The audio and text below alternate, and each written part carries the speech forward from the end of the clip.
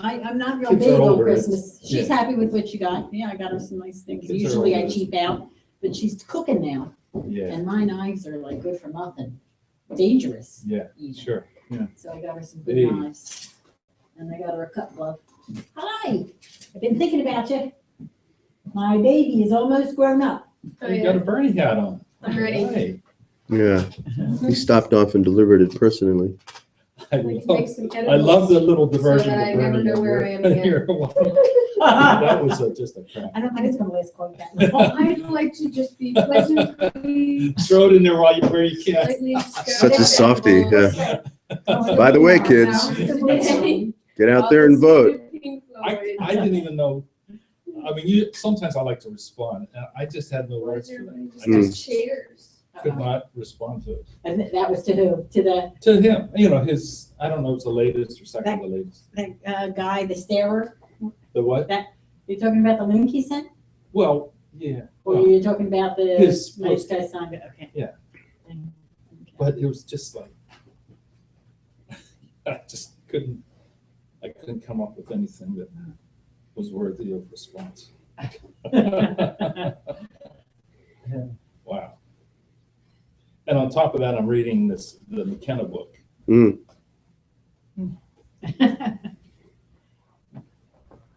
Did you catch my cold? Yeah, and I should keep my distance because I still don't know if this flu thing is going on or not. Yeah, I think I had it. Hopefully I didn't really have. Well, you know what? No, I had because- this pain in my knee, and I didn't do anything with my knee. I didn't well, that's a pain in the knee thing. That's not a flu thing. Well, it would seem that way. The flu is in his knee. But the thing is, Alex, he had the flu for sure.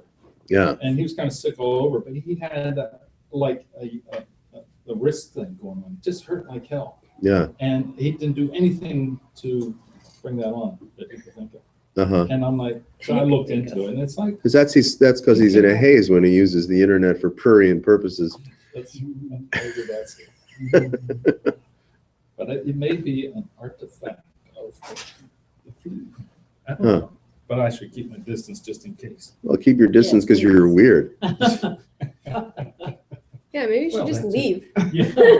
Thanks, guys. Stay for me. Yeah, Stay for it's me. airborne, so I don't think it really matters if you're in the same room. Consciousness is airborne. Be It's careful. airborne. You can't hide, I listened to, but what's you his can name, run for a Warner, long time. Werner, yeah. and that was great, Uh-huh, yeah. front to back. Oh, yeah, you did the whole know? thing, huh? Yeah, but he covered a lot. He sure did, yeah. So, yeah, that's gonna be my thing. If anybody asks me what I think, I'm saying, listen to this. Yeah. Nice. Yeah, take 3 hours out of your precious Yeah. life and listen to I this. could care less. They do what they do, but. Yeah. Don't ask me. You know? Yeah. People don't want to hear it anyway. No. No. Well, they wanted to hear him. Yeah, that's true. I mean, people who ask me, what is it, you know? Oh, yeah. No, you can't say anything. Yeah, it's a meetup. Mhm. Yeah. It's an angels meetup. Mhm. Mhm. I can say anything I want. That's right. Yeah, what do you guys do? Oh yeah, it's like angelic channeling. It's a meetup. I should. We get messages from Bartholomew and Kutumi and that Buddhist chick. What's her name? What's that Buddhist chick's name? Ganga G, that's a good one. No, I mean the classic Buddhist chick. Oh, Oh, jeez. What's her name? There's a. I can never come up with the name. I know her name. She's always Yeah. dressed like that with a beautiful robe, and she's got it going on. Living or dead? Dead, long dead. Yeah, that's right. Yeah. I'm good.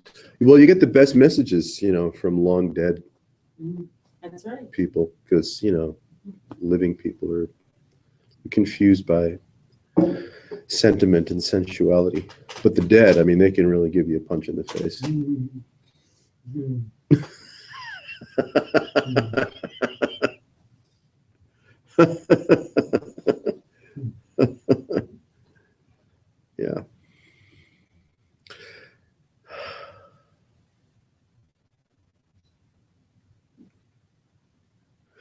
So you see, all conversation that occurs, I mean, obviously out loud, but also in your mind, in the way that you relate to or interface with the next moment and the next moment and the next moment,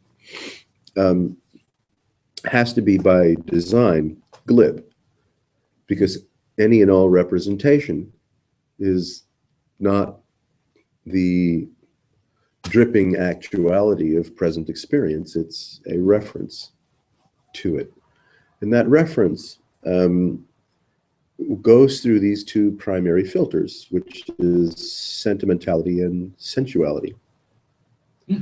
So everything that's occurring of its own accord has a really profound, if not provocative, richness beyond description, richness beyond, comprehension of infinity. But we don't live in relationship with that. Or you could say we can only live in relationship with that.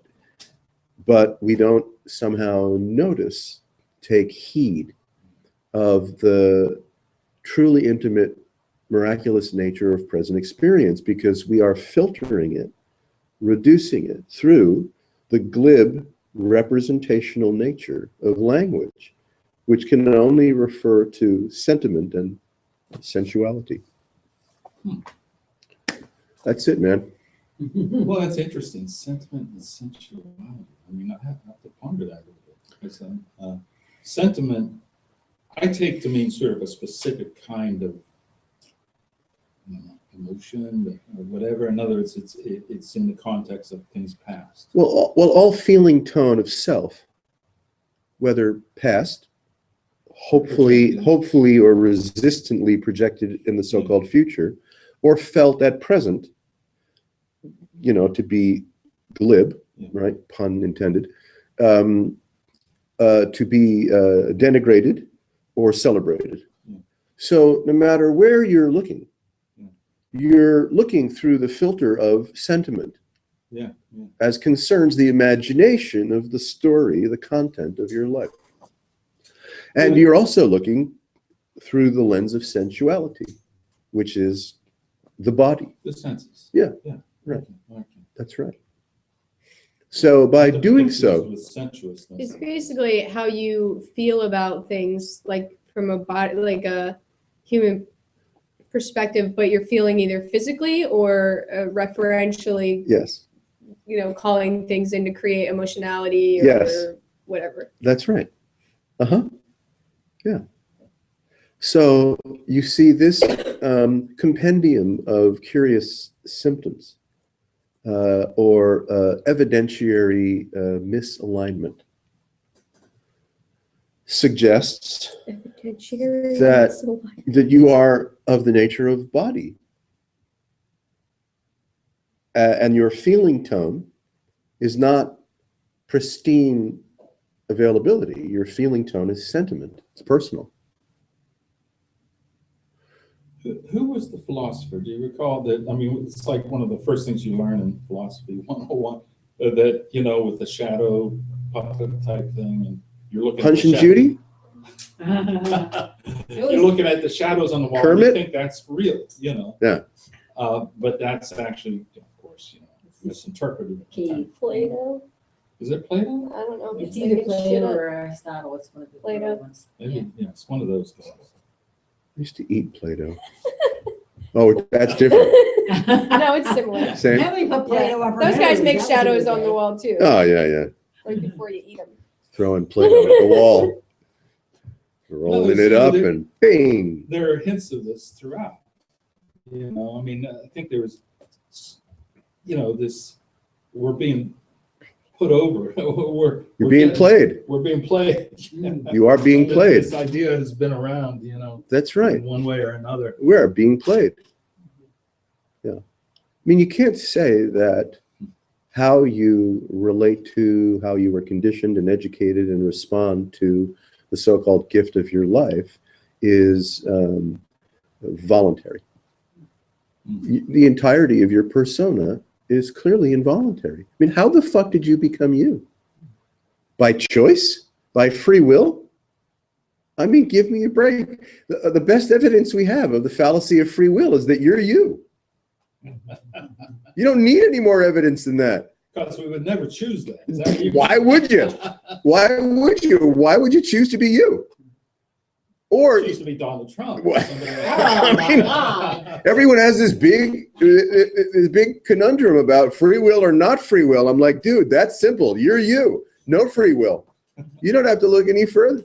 But we're so proud of ourselves through the glib lens of sentiment and sensuality that we run around with our peacock tail, spread wide, going free will, free will, free will.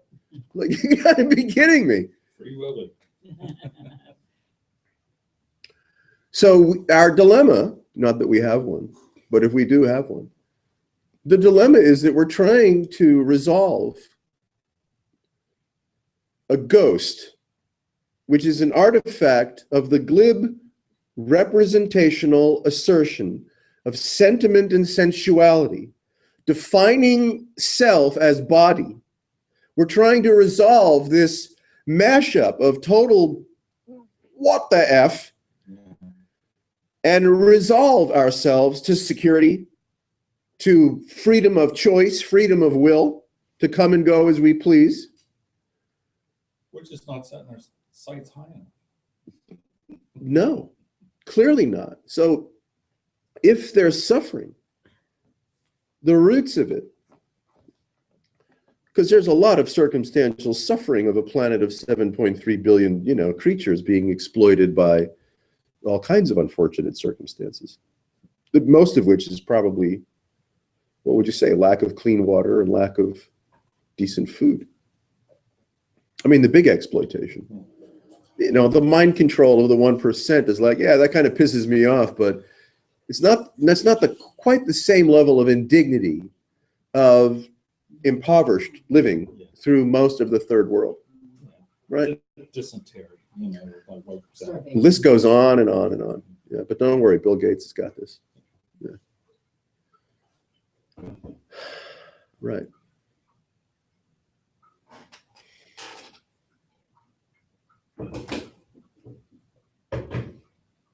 When we're hopeful, inspired, we're hopeful and inspired through the lens of sentiment and sensuality.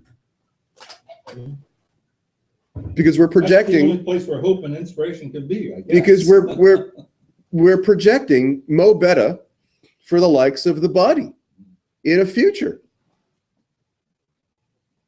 If we are resistant or rejecting of experience, likewise, we're doing through the glib lens of sentiment and sensuality about, I don't like what's happening or not happening to the likes of me. I don't like how I'm being treated physically, emotionally, psychiatrically. My wage, my bad luck, the tornado that just took my house, the leukemia that just took my child. Fat, I'm old. Being fat and old can really suck.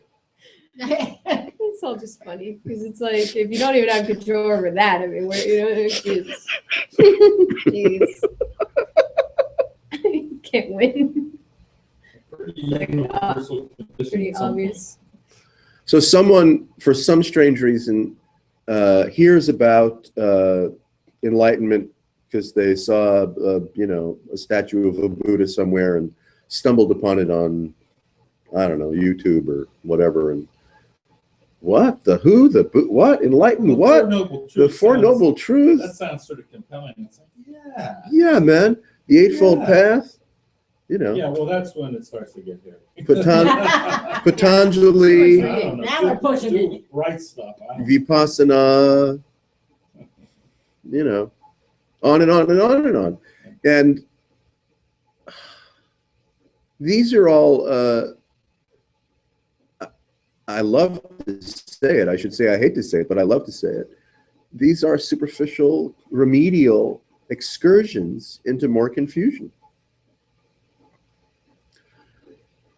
I'm not saying they're not fun or that you should, ignore them at your peril or participate in them at your peril. shit goes down. You know, you get excited by something. You're raised by, you know, your parents and your friends. No one gives a shit about awakening, enlightenment, or angelic visitation. And so you're alone. You're lonely because you're inspired by some curious sentiment and some feeling, you know, and you feel it through the arts. You know, you feel it through letters. You feel it through your life. You feel it through your dreams. You feel it through, you know, an inspiring movie or book or something. But it's really hard to get to the bottom of it or try to convey that deep, deep empathy for nirvana with anyone because you don't really understand it yourself very well, right? The seed is there, that's unmistakable, but the context is woof. Yeah, you're just sort of searching everywhere. Yeah, it's way over your head. Every nook and cranny. The seed is there. Meetup was great because Meetup was like, okay, there's all this stuff going on. You Yeah. know?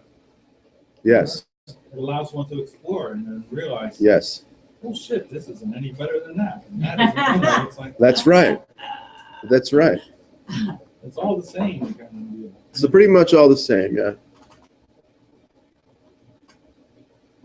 I mean, you finally give up on all this stuff, you know. I mean, not totally. I mean, I'll go to see Gary Weber or whoever else. Is Why not? Like, they might have some interesting take on something. Kuan Yin is her name, by the way. It's fun. Oh, I would have never. That's got who I that. was thinking Who's of. that? Kuan Yin. I don't even know them. Oh, yeah. Kuan Yin. She's Buddhistically a Buddhistic beatitude in female presentation. What era? was she? 30s. No, I'm talking way back. Kuan Yin is an ancient classical image from, you know, the deep Buddhist trenches. Mother Kuan Yin. She is calling me. All right.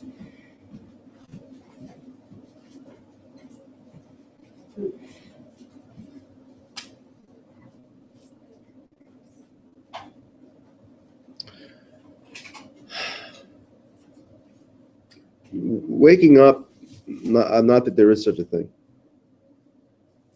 is like working with fractions.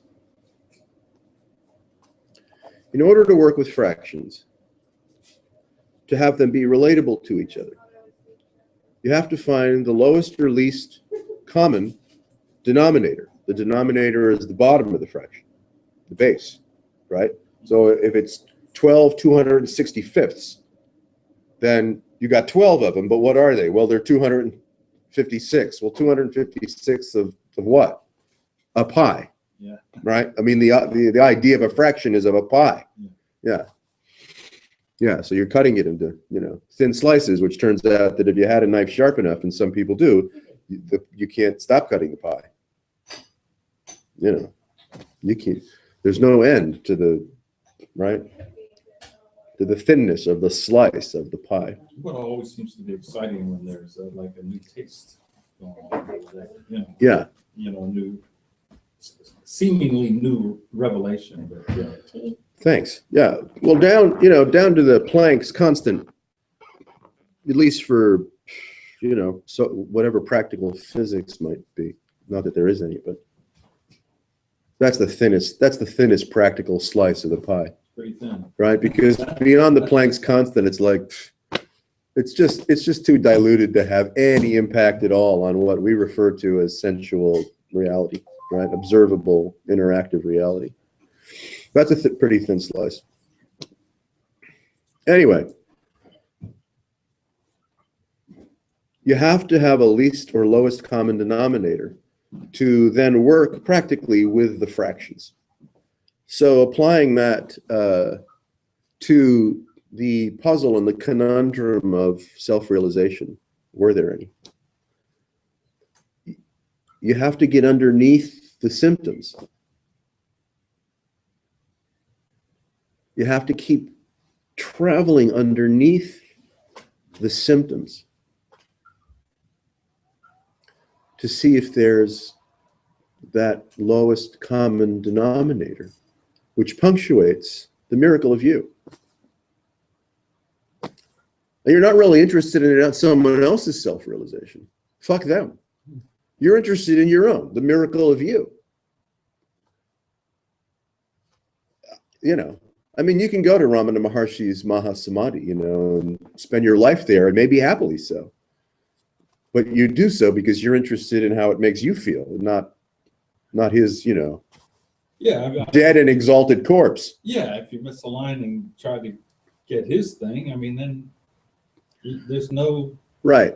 basis for it. There's no basis for it, because the only basis you can possibly have is yourself, is the miracle of you. You can't have any other basis than the miracle of you. But it is good to see how people, well, stretch themselves or whatever, you know, how they open doors and it's like, oh, I hadn't thought of that, or I hadn't, you know. So, I mean, Yes, I think it's better than saying there's nothing you can do. way better. Way better. Yeah, there's nothing you can do is another form of glib. I took that in the second book of McKenna. Yeah. McKenna, when he basically, and I thought it was sort of a weird way to start, the way he goes to this dinner party type thing, Yeah. you know, and they're saying at the end of his spiel, which blows their mind and all that jazz, he's like, Yeah. they're like, well, what can we do? You know, Yeah. he says, well, if it was me, I'd like chew my leg off, but for you, don't worry about it. Don't do anything. Yeah. He would chew his leg off. Yeah. You know, it's like, well, that's Well, you can glib get. and a big put down, and then Yeah. Yeah. You can. anything. Yeah. You can. Both the so-called unenlightened and the enlightened, not that there are either one, but they both suffer from glib. Right? Oh yeah, You see, you can't. it's like glib from two different That's right. directions or something. That's right. Yeah. Funny. Yeah. I mean, we get it that the exaltation of the miracle of you is present. It's afoot. Okay, so it's not seen in the most optimal or satisfactory, revelatory, or radiant manner, because one is still under the influence of sentiment and sensuality as a body, as an extrusion of something other than itself. You're an artifact of something other than yourself, which means, suggests, infers that, you know, you're a creature, you're individuated. and sentiment and sensuality rule the roost of your consciousness. How you feel about things, how you function in the world, how you think, how you relate to other people, how you move about. All of course, occurring impersonally, spontaneously, improvisationally. And so our reporting on the miracle of, you know, present beatitude is through the lens of sentiment and sensuality as concerns the likes of me, which is an absolute mistake. It could be just part of what's appearing, just like everything else is appearing. Well, of course. So in that way, I don't think the sentiment and the sensuality comes from it just appears. Yeah, it just appears. No, you're not gonna find a causal criminal that can be, you know, accused, tried, and convicted of the appearance of the glib nature of representation. You won't. You can't say who done it. There's no who done it. So it can just be accepted as Well, see now. the same as everything else that appears. That's why we're playing around with the lowest or least common denominator on a journey of discovery, because to see the, let's say, the breadth, the entirety, the impersonality of the appearance, the apparitional appearance of sentiment and sensuality, suggesting a body tethered to time-space, operating as a consequence of something other, as you see it and see it and see it, which comes with, you know, all the meetups, right? All the meetups, which includes your life. I mean, it includes your secular life, right? Which is another form of meetup. You know, welcome to Earth. It's a big fucking meetup. Or, you know, it's kind of a glory hole, depending on how you look at the universe. You could be you know, on Earth, or you could be on an interstate, you know, restroom.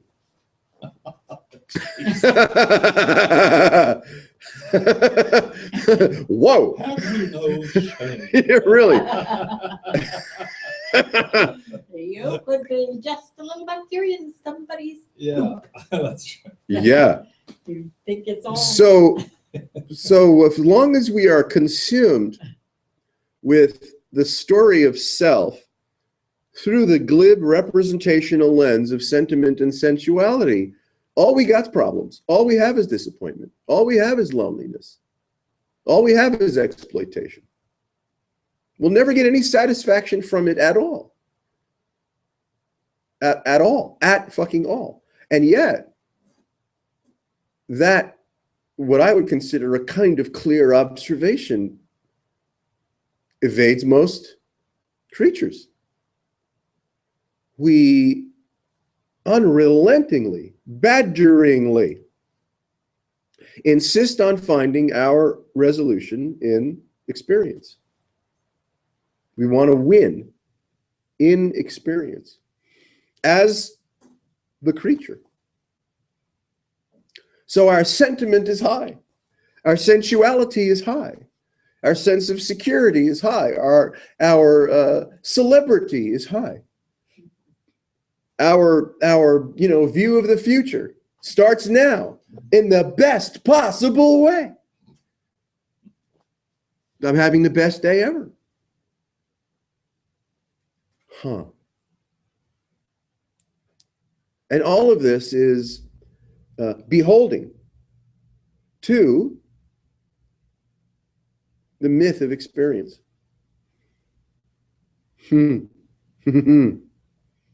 As the creature, as the extrusion of something other than yourself, because you're just an artifact appearing in an already pre-existing universal stage, because you were born. You weren't here prior to conception, but now, thankfully, you were born. You have a lot of sentiment and sensuality to catch up on before this takes you out. Got all those tools now. Oh, yeah. That's right. You got the tools. Yeah. So the dilemma for the seeker, there's a lot of them, but why not? Why should this be an easy puzzle? The dilemma for the seeker is to try to optimize sentiment and sensuality through experience. Well, then they get what they want. They're tough. Yeah. That's what you want. Keep on trucking. That's right. That's right. Exactly. Yeah. So we have to, or let's say we find ourselves wading through the life through the lens of imagination, encountering one wonderful disappointment after another, one failure of actualization after another. And there appear to be, a good number of celebrities in all kinds of fields of endeavor that make it look like, no, those folks really are winning. Henny Youngman. Henny Youngman. Yeah, I know the name. I can't quite picture who John it is. Madden. Yeah. Peyton Manning. Leonard Bernstein. Alfred E. Newman. Paul McCartney still gets a cheer. The I Kinks. think you're stretching it with Alfred E. Newman. All right, maybe. He's the best Everybody of knows best. who he is. Oh, there That's probably right. is an Alfred E. Newman, though. It has to be. John Connor. Sarah Connor. Arnold Schwarzenegger. There seems to be enough winning out there in whatever field of interest you may have. Could be physics, model rocketry, kayaking, bike riding, where there's a bunch of heroes of the craft, and you can become one too. You can be a master. You can become a master of a craft that you enjoy, hopefully, or that that heightens the natural cities or the natural magical powers that you have at your disposal.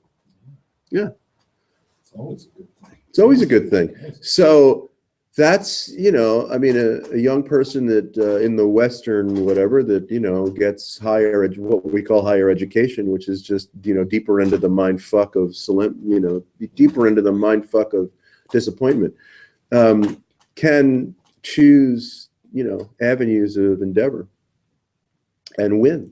Celebrity, money, busy life, you know, family, kids, offspring, you know, partners of all kinds, depending on your predilection. Yeah. Hey, Bill Cosby was one for a long time. Bill Cosby had a real good streak until today. Until today. Until his old age came in.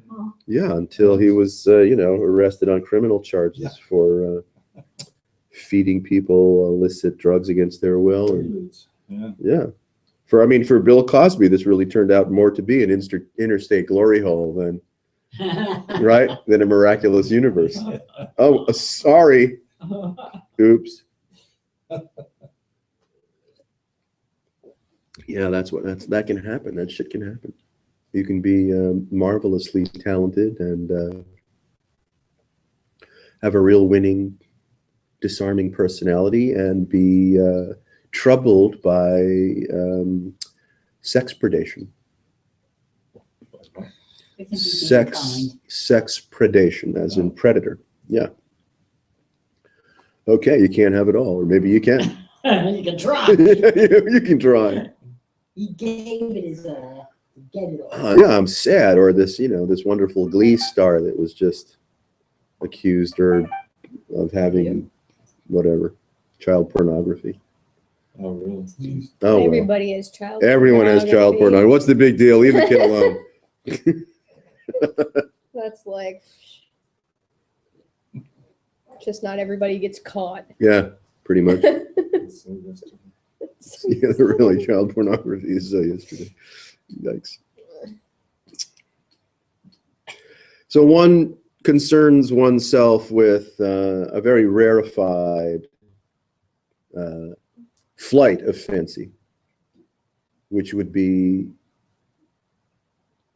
discovering the nature of reality. I like what Warner said. What did Werner say? I don't know. But I liked it. Something to the effect of, and here it is. Yeah, sure. You want to know how it's going to unfold, what it's going to look like? Here it is. Here it is. Yeah. Is this Warner Earhart? Yeah, I listened to the 3-hour YouTube. Yeah. Maybe it was Warner Vaughn or something. Werner Klemperer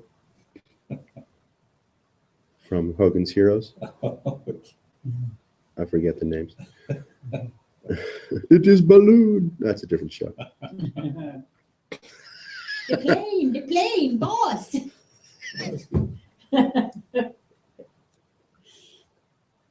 But you know, I have to say, of all the different approaches, it just seems like music takes people the furthest. I mean, from what I can see, people that get old with music still have great inspiration from it. You know. Oh, as in terms of career longevity and Doctors satisfaction. and Yeah. that sort of thing. I mean, you know, you talk about mastery of something. Yeah. It seems like there's just a nuance upon nuance with music. That's about as refined as it seems. Yeah. It could be way off that you could get. You Yeah. know, and still be in the sensual. Yes. You know, that whole thing.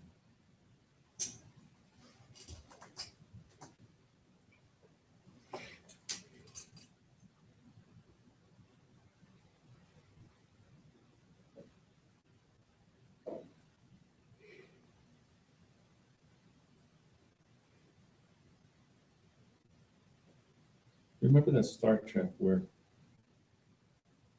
the guy, not Star Trek, Twilight Zone, old Twilight Zone, where the guy made a pact with the devil, basically, and then he started winning at everything.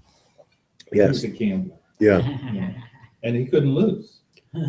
Right. It's like, I want back. I want to go back. I want to go to hell. And he goes, you are in hell.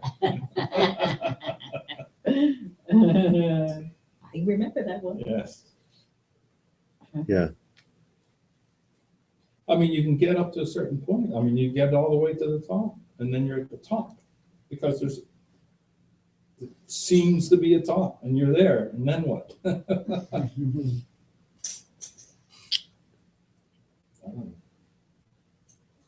That's sort of being stuck at the top.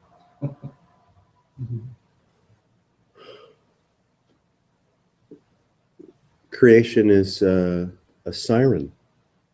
Creation is the sirens. Creation drives you to the rocks, which includes the top, the view from the top.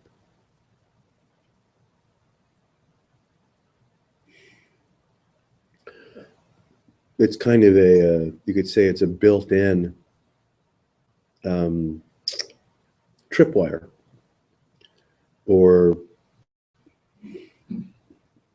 diversion, because creation is the siren and you become consumed with time and space and sentiment and sensuality as an individuated entity with an opposable thumb and a neocortex, and you're going to go. How could you refuse it? Yeah, this is Maya. This is mothers, right? Maya is not associated, at least in that literature, with the masculine principle. Maya is associated with the feminine principle. The seductive nature the of it. absolute consuming, seductive nature of Maya as illusion, delusion, because of presence in a form, in a wonder field.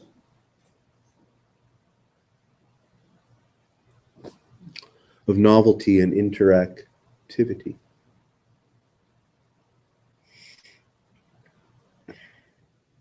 So it can't be all that popular that one would refuse it. To get, one would refuse the invitation to actualize in Maya for the sake of a different kind of adventure. Well, it's too compelling, you know. I mean, Maya is just That's why they call it that. absolutely compelling. That's right. That's right.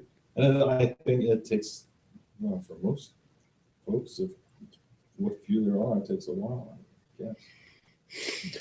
The time element isn't that important because you're always looking at it presently. Yeah, and it's just a matter of experiences that get chalked up and come and go, et cetera, et cetera. It's all the same. It's all the same. Whatever. You know, I mean. Well, it begs your vitality, whether you want to opine on it anecdotally or go in.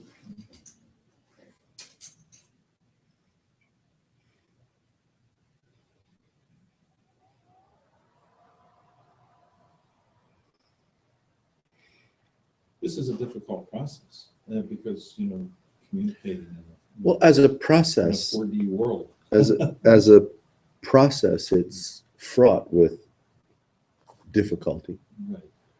Yeah, because of the lens being glib representation as thought and association through the presumption of sentiment and sensuality as a creature. That's why it's fraught with difficulty, because we're already adorned with all the gifts that Maya has to offer us for free. Total free lunch. That's the experiment of Nice Guy Sanka, isn't it? Uh-huh. Yeah, I mean, really, Yeah, that's right. it's, you know, it's the experiment of That's the experiment. well, you know, I of, would- of still being able to communicate without reference or whatever. Well, rather than being consumed by the implication of thought and language and reference, feel this as, let's say, deeply as you can.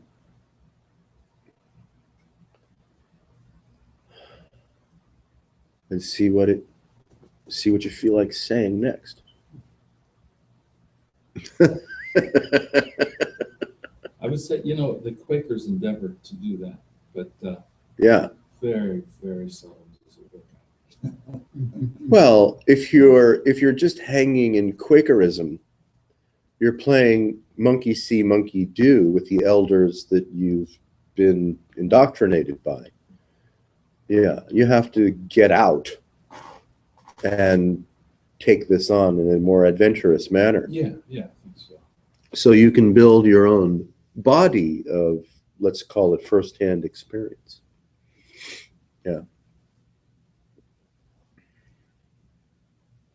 But at the same time, whatever happens is perfect. Well, yes. But the dilemma is, let's say a sage whom you respect says, "You're not the body, you're not the mind." You're like, okay. But see, it doesn't really help that much. So yes, everything is occurring as it's occurring and perfect in every possible respect, because for you, there's a depth of relaxation that is no longer quarreling with, right, the demonstration of reality. So you're pretty chill around And it. you could say that, let's just take the Quakers. Yeah, They're not the body, they're not the mind. that's right. So, you know, Hmm. Well, they wanted to actually name Quakerism, but they couldn't figure out how to spell it. So they went with Okay, QUA. I can Yeah, elaborate on that. yeah. Let's see. So, They were like, that's too hard to spell. Let's call it Quaker. in fact, those whatever that are appearing, that are sitting there, that are not actually living up to what they had hoped to live up to. Yeah, It's just, yeah, they're not the body, they're not the mind. right. But see, for me, this is a performance art, right? You're a performance art. I mean, everyone is a performance art. As you feel, communicate, see how you can interface with so-called others or the world, and right, discover the song, the dialogue, the reciprocity of living. So spiritual glibness, which is so easy, turns out not to be that helpful. Because I've been a recipient and, of course, an expositor of more spiritual glibness than I deserve. Your average bear. Yeah, then pretty much your average bear. I'm not saying anything about myself in that respect. And you're like, you can see how you react to spiritual glibness. You're like, sounds great, but. So the performance art is to tease awareness, tease consciousness, tease the present atmosphere of engagement along to make its own discovery. Because if you assert something, even though it may be a valuable spiritual truth, it's just, yeah, So, it doesn't work. There's going to be a reaction. There's gonna be Yes. An expectation. Yes, it objectifies. The way this is landing in my mind, if I'm going to try to consider what you said as having any truth in it. Yeah, don't do that. Yeah, see, it's a problem. But if I do that, Yeah, then I'm going to use, I don't know what word would be appropriate, but I'm going to say, then it sounds like you're saying it's like a calling to tease this out of these yes. primates. Oh, yeah, absolutely. Yeah, sure. Yeah. Yeah, yeah, definitely.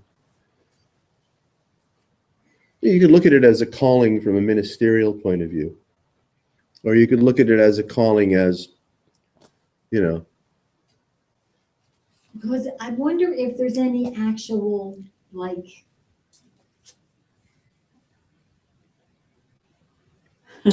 like, if it remains as it was, that's not a problem, right? but that's up to you, the miracle of you. Okay. I can't tell someone that's going through really shitty circumstances that it's not a problem. That's the miracle of me, Okay. you know, laying a trip on the miracle of them, Okay. right? So it is, so then it's spontaneously occurring at the moment, which is totally different from what we're talking about now. When you, yeah. So when you're in that place and as you interact, Yeah. that's how it may, Yes. that, okay. I think I Yeah. get that. Yeah. So, yeah. Yeah. I had a picture in my mind, which was it's just totally different from actually being present at the time. Ah, there you go. See, a picture in your mind Yeah. will That- fuck that you up. doesn't do the same thing. No, it doesn't. No. That's right. Yeah. That's right. The part of the discovery It's is like, who gives a shit, right? that's The right. picture. Okay. We are if we are vital, well, we are vital at presently. Whatever here and now suggests, but nobody knows what those are anyway. I mean, because there is this vitality, then comes along the clever accusation of here and now. But here and now is glib, because it's in a field of representation. The fact is, holy shit, there's this irrefutability, there's this vitality, there's this incredible gushing forth of prana, of life. It doesn't, what you call it is not important, because whatever you call it, you're gonna objectify it instantaneously, and then you think you know what it is. And then we fall asleep again because we're living secondhand through what we've called it, like here now, time, space. Radiant presence. Fucking radiant presence. That'll trip you up too. Everything will. Everything and anything will trip you up. That's right. Once you call it a thing. So, you know, in the craft of sharing the curious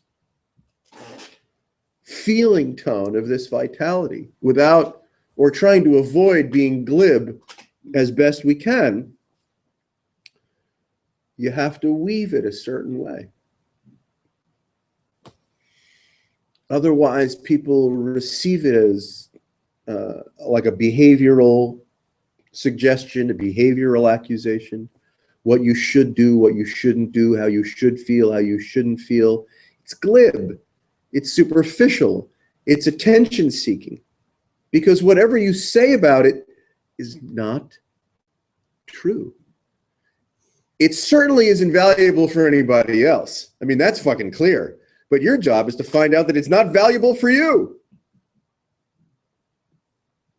To get over the habit of returning to glib objectification of this miraculous vitality so that you can trumpet something about it.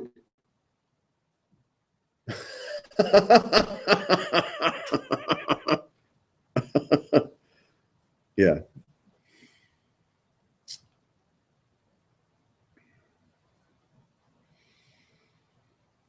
If we can discover, That's humility. yes, Bare bones. and not contrived. Yeah. Innocence. Freedom from objectification. Yeah, you could say is a kind of humility. But humility that is cultivated behaviorally is not humility. It's like the total fool card, kind of just, you wouldn't know if someone said you were being not humility, whatever the opposite, you'd be like, I don't know. I don't care. I don't really, Yeah. I don't know the difference. Really. You're so humile. I am not. Nubile, not humile. After all, this is a glory hole of the Lord.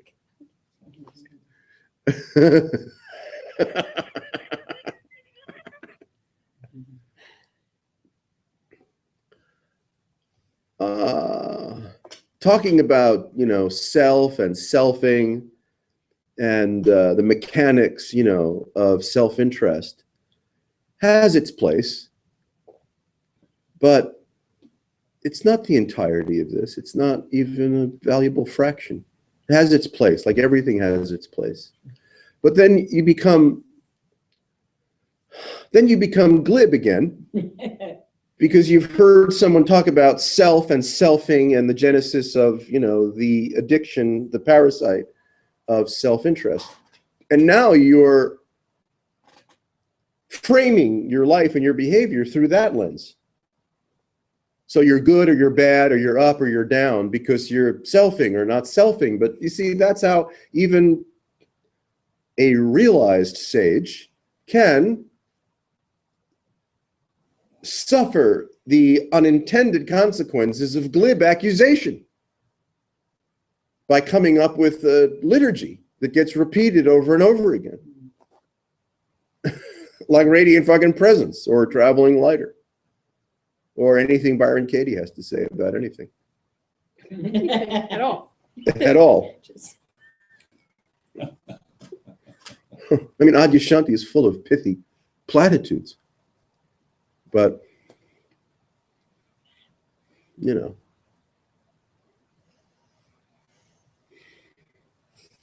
I'm not sure his offspring are all that mature. I'm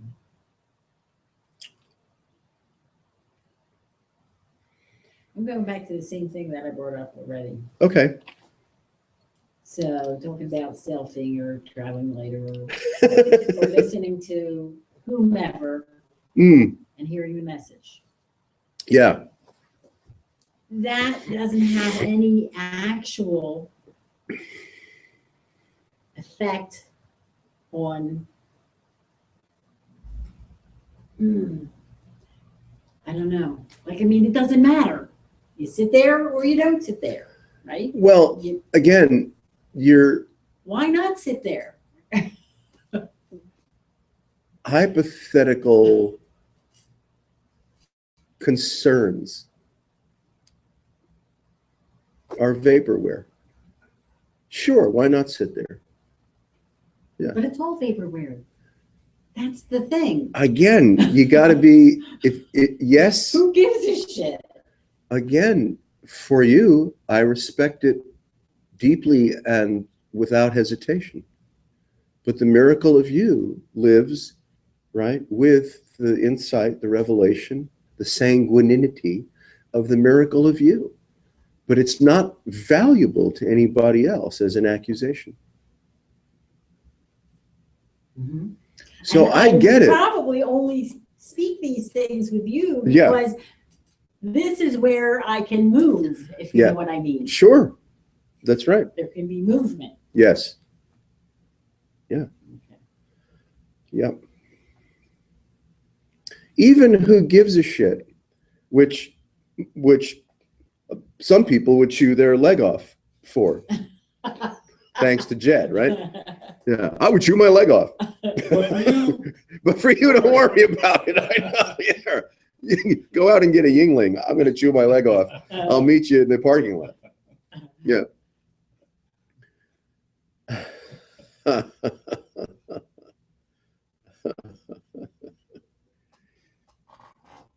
Well, here's the gift of the miracle of you. Just now. And that's, if I may dare say, well beyond giving a shit or not giving a shit. Way, way, way, way, way beyond giving a shit or not giving a shit. You really gotta go kind of superhero. You have to go superhero on this, yeah. At the very least, Yeah. turn yourself into a superhero. Yeah. If you're gonna objectify. Our culture, our language, our institutions, our work, our entertainments, in which we'd like to win, are glib, fantastic, sensual, and siren-like, but they are, in a sense, contained through the principal interpretive relationship with reality as creature. Yeah. And so it's not so easy to feel this in the way that it can be felt. To offer a gesture or an invitation of similars, of harmonic. The harmonic of feeling this. And you can see how the religions, Rumi included, you know, one of a recognized ecstatic, right? Where they go with it. I mean, even Rumi, as a celebrated ecstatic, you know, went Rumi on this shit. But it's like, yeah, that's cool. But this is, you know, this is well beyond Rumi. And however it worked for Rumi, that's great. That's right. But that doesn't even matter. Really. Doesn't matter, yeah. You know, in other words, you know, what are we followers of Rumi? You know, what's that? That's right. What can that do? Or followers of Werner. Yeah, or whoever. Right. Alfred E. Newman. Alfred E. Newman. Penny Youngman. Jack Benny. Find myself in times of trouble. That's right. Alfred The Beatles. E. Newman It comes to me. That's great.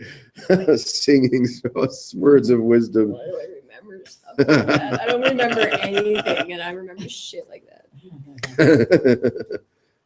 That's what's really important in my life, apparently. Mm-hmm. Yeah. Bookmark that.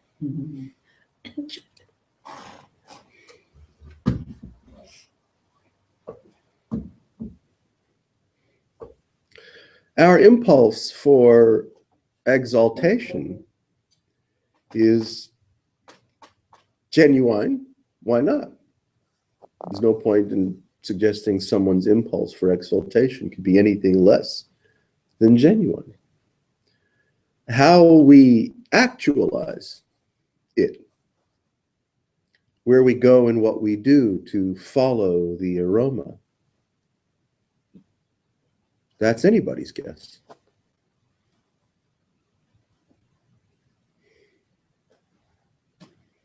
If the glib presentation of Christianity and Judaism and Hinduism and Islam and et cetera, if the rudimentary presentation of all of these fields of exaltation were working, you'd think there'd be a lot more exalted people around. But pardon me, I'm not a professional news reporter, but there's not. You know, doesn't seem to be. Yeah. If they are, they're not on Facebook. They're not on Facebook. They're not, you know, they're not at most churches and institutions that you can go to find them. But admittedly, that's, you know, it's a value judgment from my small-minded point of view. There's nothing wrong with worship at all. But there is, throughout the so-called ages, the Gnostic needle eye, the Gnostic eye of the needle, which is a curious sentiment, a curious calling.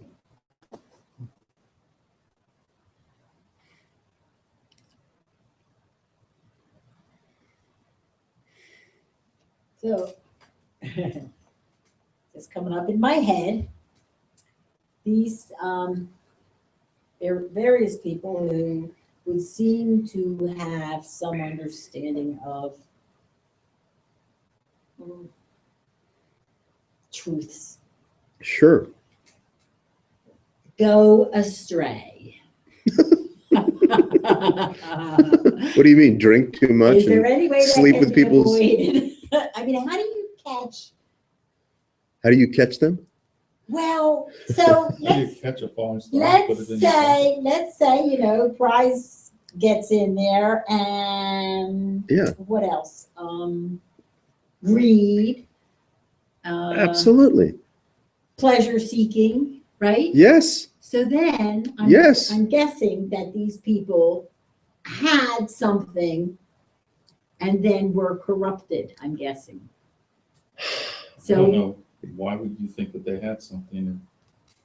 They had something, yeah. Well, I mean, there's- isn't that something it maybe special? doesn't- they didn't. There's no rule that says a profound release from the myth of experiencing necessarily renders one spiritually, behaviorally accountable or pure, meaning that one has renounced the pleasures of the flesh, the pleasures of the shekel, the pleasures of celebrity and influence over others. So, It doesn't have, they don't have to be mutually exclusive. right, but suppose, I mean, but I might be an unfair question, Not of me. but it appears as though I got some nothing. people lose their, Well, you're assuming that they had something. Yeah. And as soon it as you say appears to they me, had something, I'm taking what you really mean is they allowed this, all the somethings to sort of go away. Swami So you say- Muktananda was, by many people's fond assertion, as realized and enlightened as anyone could ever hope to be. So why was he sleeping with or going through some kind of weird carnal dicking of women chosen by him, you know, through the throng of devotees? now, so, I'm just, yeah, in my head, of course, is like, what would carnal dicking be? And that just, Well, that when you produced a great series of pictures. when flooding you through my read head. when you read Yeah. accounts of it, he wasn't you wasn't need just this for your Shakti, yes, Kundalini energy. he wasn't just thrusting like I might as a wild animal, you know, in a fit of hormonal exaltation. No, he was participating in a kind of a Shakti ritual where, well, you can read of women that consented to it or maybe didn't consent to it. These carnal encounters with him. see, because it could be, But They his- have extra it special could be orgasms. welcomed I or hope- not. I hope they mean, did. I think that's No, I would essential. be like in. But his No. guru, Yeah. Like, but can I- Muktananda's guru, Swami Nityananda, Yeah. by all accounts, seemed to be his immersion was beyond the sensual.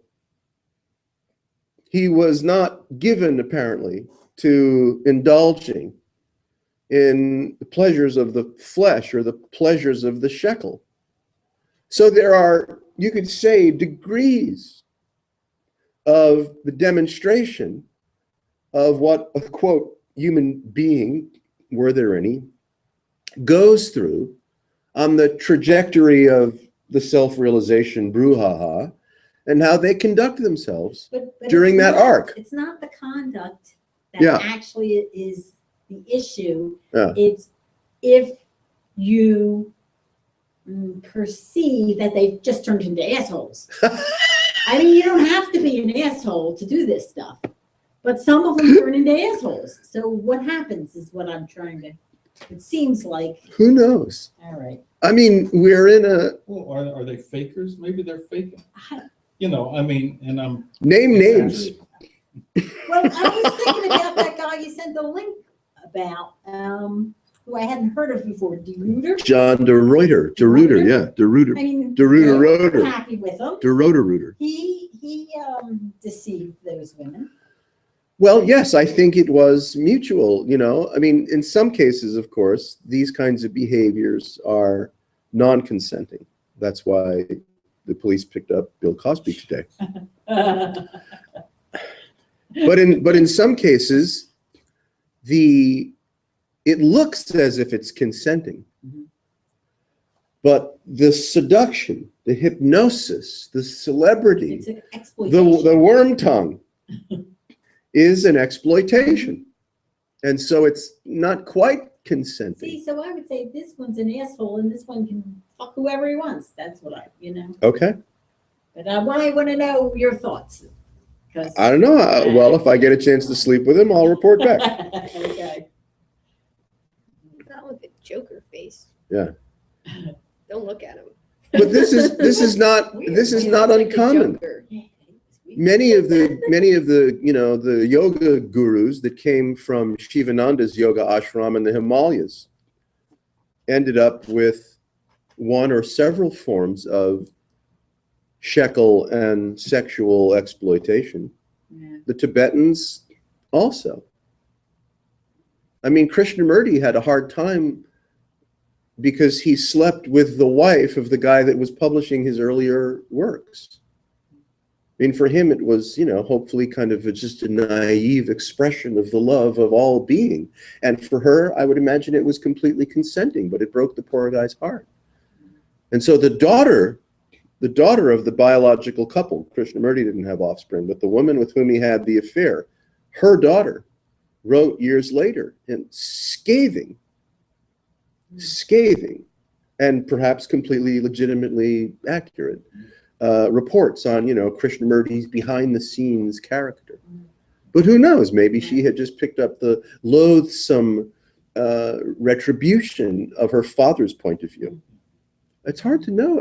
All, you know, this shit's just really weird. Ramesh Balsekar, who seemed like an completely upstanding, right, man about town, right, an awakened devotee of the Nirsagadata fucking Maharaj, later on in his life, had been accused of and then finally admitted to having one or maybe several extramarital liaisons. And at some of the later retreats in his life, people were complaining about some really heavy-handed financial dealings that were going on that just didn't feel right. They didn't link up, you know, with the sage. With the exaltation, with the wisdom of the sage. There was some kind of a disconnect. Many people went to town on this shit because, you know, we do. And others were like, big deal. It has no bearing. Any sage or whatever we call them have any total purity in this clusterfuck? Good question. You know, if you take the Yuga approach, this is a Kali Yuga. I mean, good luck. And so even a so-called legitimate sage is, you know, I mean, going to be from tempted. all corners, you know, and even if they remain seemingly pure, I mean, there's innuendo, there's misunderstandings. I mean, it's everything. Bill W., you know, more or less left his wife and had liaisons with his longtime secretary. Talk about a sage. I never read up on Bill W., at least not too much.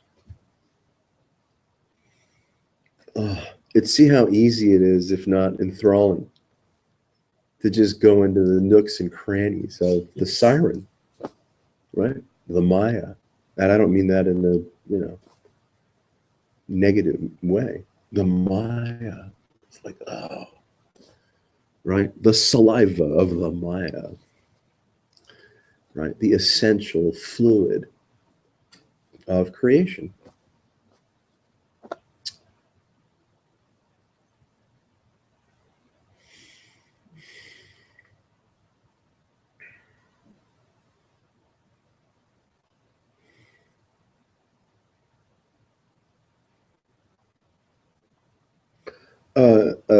A sage alive today that will remain unnamed confided in me without my request that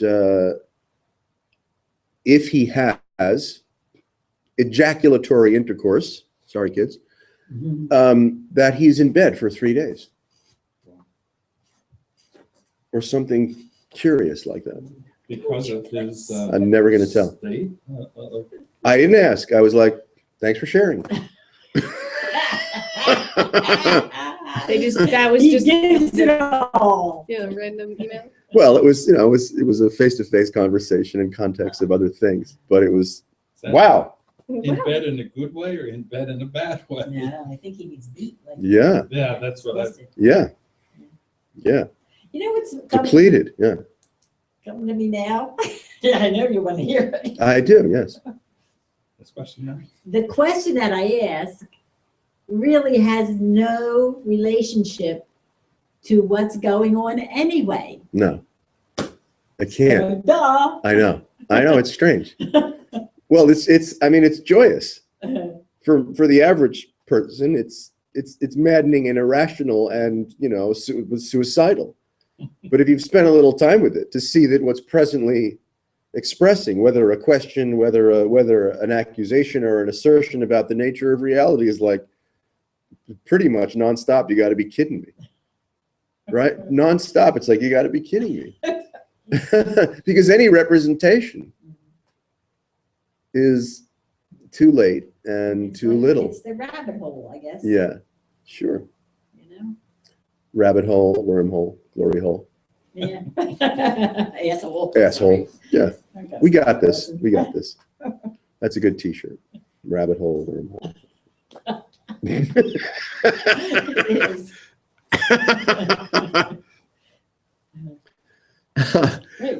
It's like the Buddhist montage is, a life's effort at holding this still.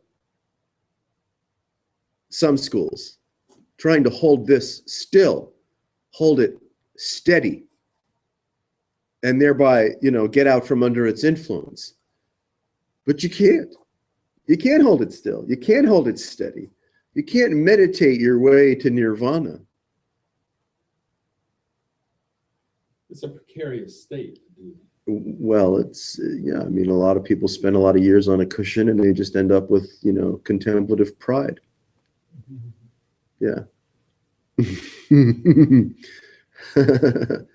Too much pressure, right? Too much vector.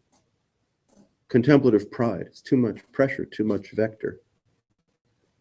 That doesn't mean that one shouldn't meditate.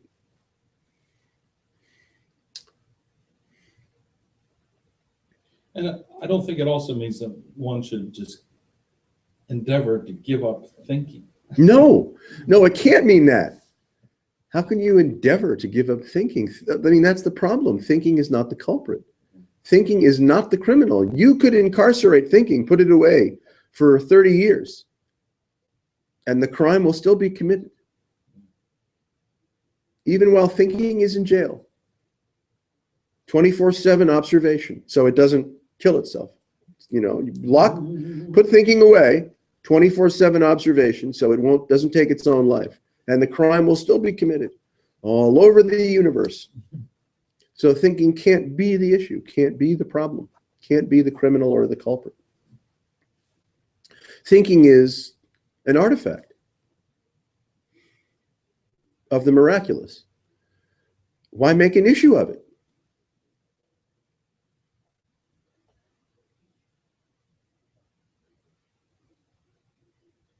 does tend to get a lot of blame.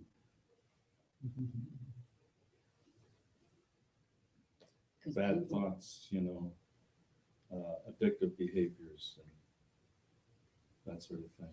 But I don't even know that thinking is that much a part of it. They're sort of after the fact, it seems, Compulsions, I don't know if compulsions are thoughts necessarily. They may result in some thoughts, result in some negative thoughts. Why am I thinking about this again? Thinking is not creative. Radiant presence is creative. So thinking is not responsible for anything. It can't be. It's inert. It's a late to the party report through the lens of glib assertion. So you can't really hold it responsible for anything. That means positive thinking or negative thinking. The presentation of present experience and the associations that accompany present experience through the lens of the creature are, as you pointed out, spontaneously and miraculously arising. There's no causative factors. There is no dependent origination.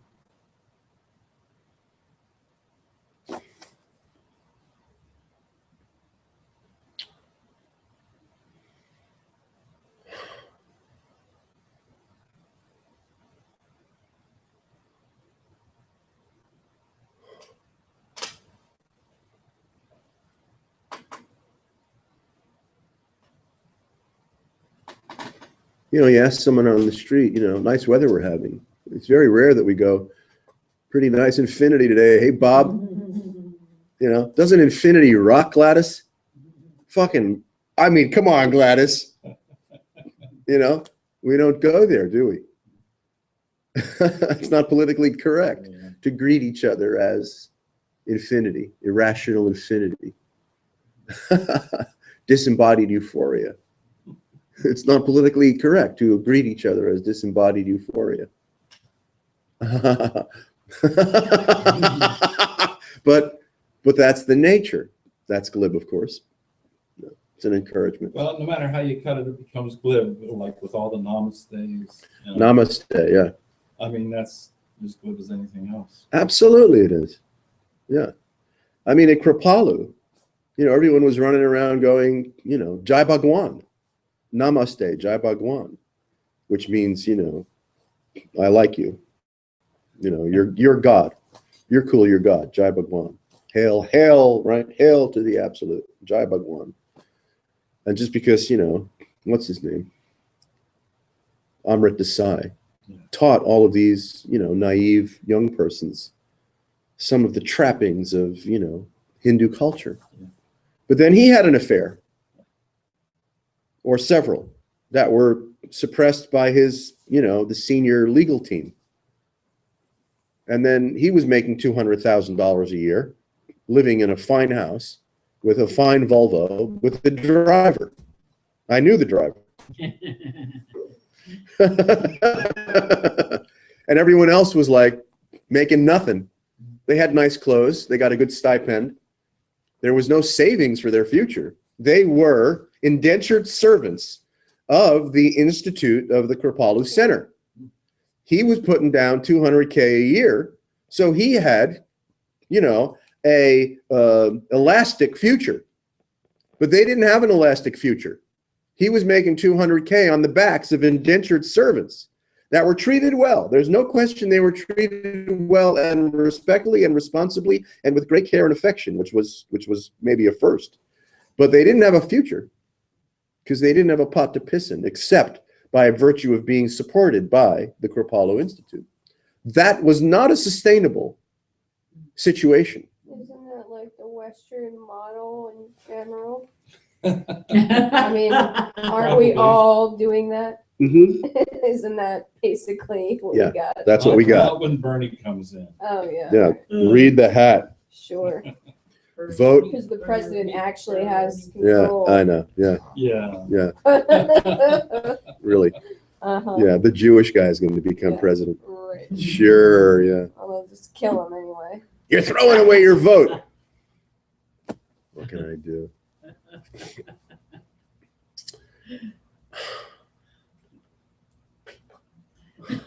So in the word of Amrit Desai's, extramarital indulgences finally, came out, and the institution was at a kind of a breaking point, as people that were now maturing, through a decade or more, right? People were maturing in the Kripalu experience. They weren't getting enlightened. They weren't getting a salary. They had no savings. They realized that they were indentured servants to the institution, while Amrit had the gift of, financial security. And shit hit the fan. Do you remember about what year that was?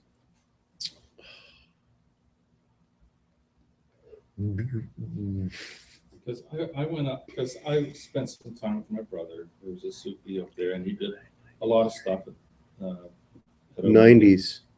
Oh, that late. Okay, so in other words, because certainly I remember hearing a lot of Amrit Desai. 90s, mid And I 90s. can't remember what he said about him, but I just remember that name a lot. And that's probably when he was riding high, I guess. Why not? You know. They tore his photograph from the wall Yeah. of the main temple and lit his chair on fire, shit like that. they really went to town on the Did he push motherfucker. his car over either? No, I think hopefully he was, had hightailed it, or he was not on Well, campus. In a sense, they exploited each other, and that's kind of what we do. And then when the exploitation, when they fail to meet whatever exploitation that we're already exploiting from them, Yeah. we get pissed and we're like, fuck you. I loved you a minute ago, but now you're a dick because That's why I these can't two. exploit you anymore. That's why these two gals sued John de Ruyter. So Because the love affair, the exploitation, the consent of the exploitation could not be sustained. So they sued him because they felt that they were entitled to some kind of spousal support. Yeah. An old friend of mine from Hopewell Junction, New York, off the Taconic Parkway, kind of a hoity-toity area, wealthy persons living north of, New York City. He had a beautiful estate home, huge, opulent estate home, orchards, tractors, lovely women running the affairs, bees, spirituality, flowers, giant crystals, and other really enviable artifacts, in his home. And Alan Arkin was a student of his, devotee of his. Yeah. And then the shit hit the fan. There were numerous accusations of extramarital fathering of children, not just extramarital affairs, but offspring associated with those affairs. So all kinds of strange consequences of that behavior. It didn't go well for him. He ended up taking his own life. Yeah. But he also had back problems and all kinds of other stuff. But I guess, back problems are enough, So, yeah, back problems will do it just by themselves. Then if you're being sued and your name's in the paper and all this other stuff, you're like, yeah, well, I got a pistol in the shed. I don't want to embarrass my wife anymore. So I'm out of here. Well, it just does seem like a two-way exploitation, and it's just that cycle of exploitation. It's interesting. Yes. It's not just the celebrity that is exploiting the devotees. The devotees are exploiting the celebrity. It goes both ways. Yeah. No quarrel here. Yeah. What I guess people in general do to people in general. Yeah. We're just bacteria with a mouth. But. Yapping bacteria. And Q-tips. Yeah. I don't know why I find that so Yapping funny. I was, bacteria. Just looking around a house today going, we are so weird. With Q-tips. Like, none of this makes any sense. No. With Q-tips. I will think of you now when I look at my Q-tips. It's just Yeah. funny. Yeah, we're like, what? We're giant primates with Q-tips? What the fuck happened? Yeah. That doesn't make any sense at all. Earwax and nivolent. The deep reaches of consciousness. Well, Okay. enjoy your New Year's Eve and everything. Yeah. Hey, folks, we'll see you in the New Year.